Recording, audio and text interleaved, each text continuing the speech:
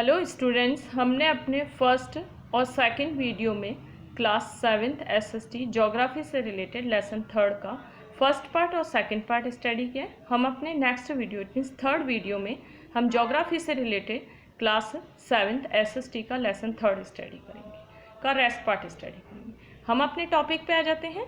The river begins to break into a number of streams. Streams का मतलब होता है धाराएं, मतलब छोटी छोटी धाराएं होती हैं, उन्हें हम स्ट्रीम्स कहते हैं। जब मेन रिवर ब्रेक हो जाती है, टूट जाती है, अलग अलग रास्ते बना लेती है, अलग अलग रूट्स बना लेती है, और जो अलग अलग जो मेन रिवर है अलग अलग स्ट्रीम्स में फ्लो होने लग जाती है, तो हम उसे कहते हैं डिस्ट्रीब्यूटरीज कहते हैं। नेक्स्ट हमारा पॉइंट आ जाता है work of waves. It means waves work कैसे करती हैं, समुद्र की जो लहरें आती हैं वो वर्क कैसे करती हैं। First point, in area where the waves strike the rocky coast. It means rocky coast, coast मतलब होता किनारा, पथरीला जब किनारा होता है, जब पत्थर्स होते हैं, रॉक्स होते हैं बड़े बड़े, और उनसे उनके बेस पे कोस्टल एरिया बनता है, तो उनसे लगातार वेव्स क्या होती हैं, स्ट्राइक करती हैं। इट मीन्स टकराती रहती हैं। An almost vertical wall of rock is formed by the erosive action of waves. और लगातार जब वेव्स रॉक की तरफ टकराती रहती हैं तो एक वर्टिकल वॉल बना लेती है, एक रॉक की वर्टिकल वॉल बन जाती है। तो उस वॉल को हम कहते हैं सी क्लिफ्स कहते हैं, उस वॉल्स को हम कहते हैं सी क्लिफ्स। नेक्स्ट हमारा पॉइंट आ जाता है over a period of time, काफ़ी टाइम के बाद only the roof of the rock remains giving rise to a feature of the sea arch. Sea arch over a time period of time, बहुत लंबा समय बीतता जाता है। Only the roof of the rock, it means rock की roof ही बच जाती है, giving rise to a feature sea arch, इसे हम सी आर्क कहते हैं। As erosion continues the roof to collapse leaving the only the walls. और जब वेव्स होती हैं लगातार पत्थर से, रॉक से टकराती रहती है, स्ट्राइक करती रहती हैं, और जो रॉक का जो नीचे वॉल साइड है वो कोलैप्स हो जाता है और केवल रूफ साइड ही बच जाता है, तो उसे हम कहते हैं stack, which further get eroded from stumps. और ये स्टम्प्स के थ्रू लगातार इरोडेड होते रहते हैं। इट मीन्स ये देखिए बेटा, ये सी आर्क है, सी आर्क, ये सी आर्क है। इट मीन्स जो वेव्स है वो लगातार टकरा रही हैं, लगातार टकरा रही हैं, स्ट्राइक कर रही हैं, और स्ट्राइक करने के कारण जो ये पार्ट है ये वॉल साइड एरिया बन गया, वॉल साइड वॉल बन गया। तो ये वॉल है वो हम कहते हैं सी आर। और इसी तरीके से ये जो एरिया है इसे हम कहते हैं जो स्टम्प कहते हैं। इट मीन्स ये देखिए बेटा, यहाँ से लगातार वेव्स टकरा रही थी, स्ट्राइक कर रही थी, तो जो वॉल है वो अपनी जगह से हट गई है और केवल रूफ पार्ट बच गया। इट मीन्स मशरूम शेप का बन गया है, तो इसे हम मशरूम रॉक कहते हैं। नेक्स्ट पॉइंट आ जाता है the development action of the sea wave result in the formation beach the sand gravel. Gravel का मतलब होता है कॉन्क्रीट, पेबल्स, पेबल्स का मतलब होता है छोटे छोटे पत्थर्स, ब्रॉट बाय द वेव्स, ये सब क्या लाते हैं, वेव्स लाती हैं। सैंड लाती हैं अपने साथ, ग्रेवल कॉन्क्रीट लाती हैं, पेबल्स लाते हैं, इतने छोटे छोटे पत्थर लाती हैं, वेव्स मतलब सी वेव्स, इतनी समुद्री लहरें, और deposit in the coastal area, coastal areas पे डिपॉजिट कर देती हैं, तो इसे हम कहते हैं बीचेस। जैसे जो हमारे बीचेस होते हैं वो इसी टाइप से फॉर्म होते हैं। Like the Kovalam beach and the several other beaches of Kerala and the Goa. Goa और केरला में बहुत सारे बीचेस हैं, वो इसी प्रोसेस के थ्रू फॉर्म होते हैं। नेक्स्ट हमारा टॉपिक आ जाता है work of ice. Work of ice, it means सबसे सिंपल सा मीनिंग सबसे पहले हम ये जान लेते हैं कि ग्लेशियर क्या होता है। ग्लेशियर का मतलब होता है जो रिवर्स आइस की फॉर्म में होती हैं उसे हम ग्लेशियर कहते हैं। It means originated from snow fields in the high mountain. It means बहुत ऊंचे पहाड़ों से जब आइस की फॉर्म में रिवर्स का पानी जब नीचे आता है तो उसे हम कहते हैं glacier. River of ice, it means ice की रिवर, जब आइस की फॉर्म में मतलब बर्फीला पानी, बर्फीला वाटर होता है, आइसी वाटर होता है, जब हाईली टॉपमोस्ट एरिया से नीचे आता है तो हम उसे ग्लेशियर कहते हैं।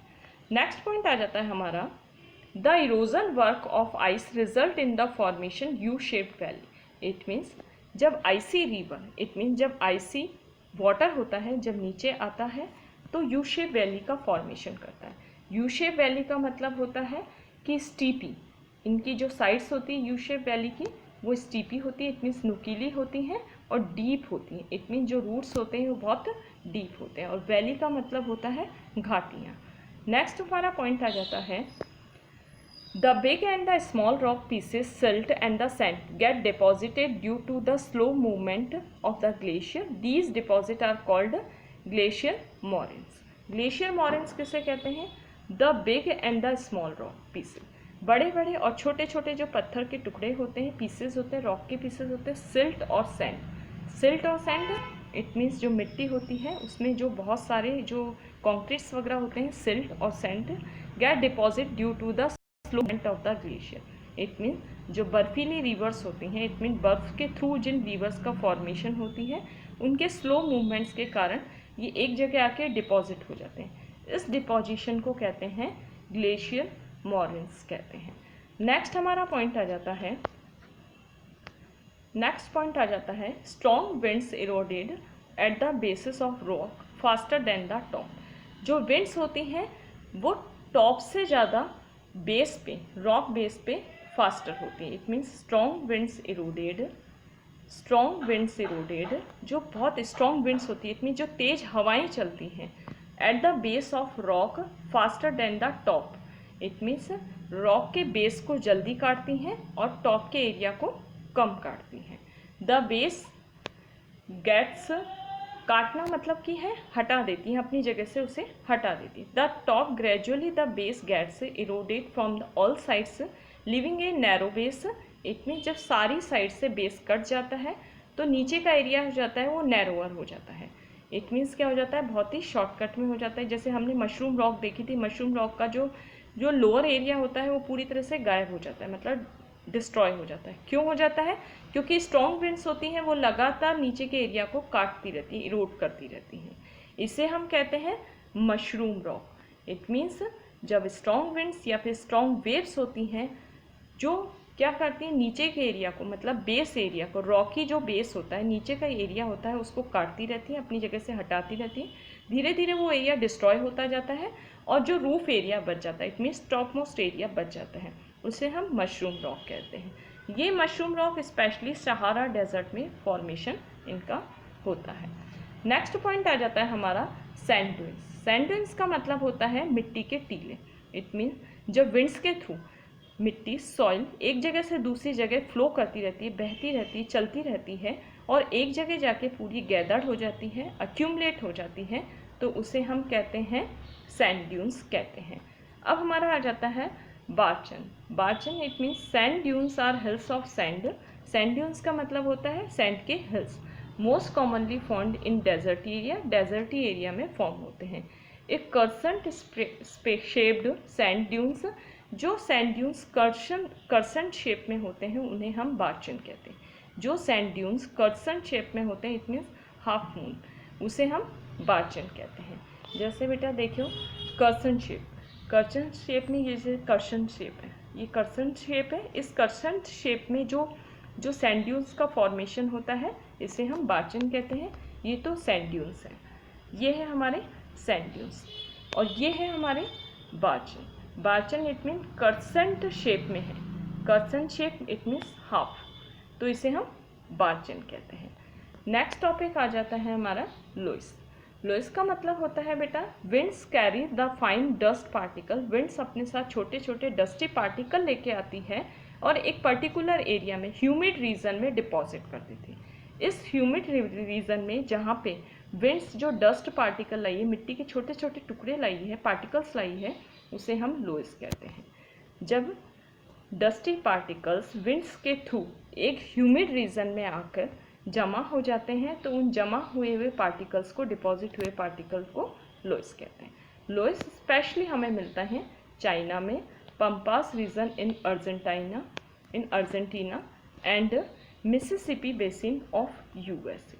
मिसिसिपी बेसिन ऑफ यूएसए, यहाँ पे हमें लोइस मिलते हैं। इट मीन्स विंड्स के थ्रू जब डस्टी पार्टिकल एक जगह आके डिपॉजिट हो जाते हैं, इट मीन्स एक जगह आके ह्यूमिड रीजन में आके डिपॉजिट हो जाते हैं, तो हम उसे लोइस कहते हैं। तो स्टूडेंट्स हमारा ये थर्ड लेसन जो ज्योग्राफी एसएसटी का है, ये हमारा यहीं कंप्लीट हुआ है। ये लेसन थर्ड ज्योग्राफी से रिलेटेड है। क्लास 7th SST का है। इस लेसन में हमने अर्थ के इंटीरियर्स पार्ट के बारे में और आउटर पार्ट के बारे में स्टडी की है। कौन कौन सी एक्टिविटी अर्थ के सरफेस पे होती हैं, हमने ये स्टडी की है। इसमें हमने स्टडी किया earthquake, volcanic activity, volcanic activities के टाइप, और अर्थक्वेक का कहाँ से ओरिजिनेट होता है और कहाँ कहाँ पे अर्थक्वेक्स होते हैं। अलग अलग टाइप्स की लेक को डिस्क्राइब किया है, रॉक्स को डिस्क्राइब किया है, प्लस लोइस, मशरूम रॉक्स, इन सब को डिस्क्राइब किया है। तो स्टूडेंट, हमारा थर्ड लेसन ज्योग्राफी का क्लास 7th SST का यहीं फिनिश हुआ है।